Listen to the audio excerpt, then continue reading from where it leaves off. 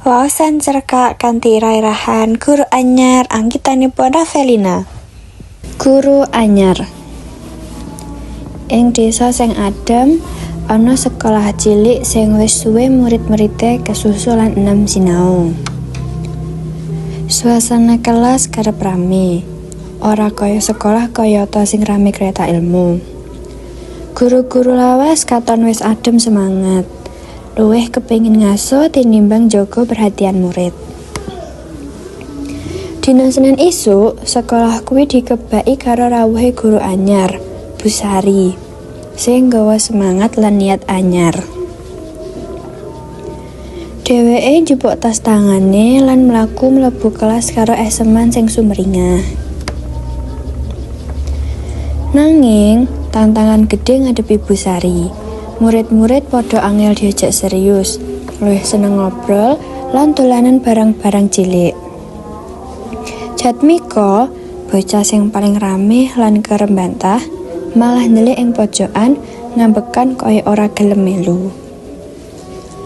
Nalika pelajaran matematika didegake, Bu Sari ngadepi masalah gede amarga murid kurang fokus lan kadang kala malah guyu.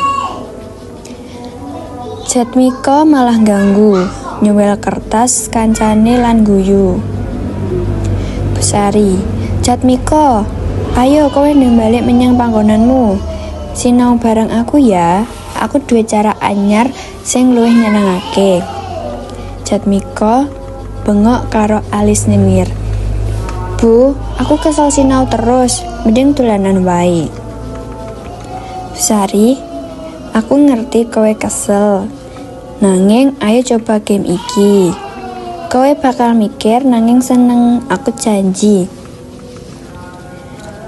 Karo sabar lan tekad, Bu Sari nyiapake dolanan edukasi nganggo kartu angka lan teka-teki bahasa Jawa sing gawe murid padha melu semangat.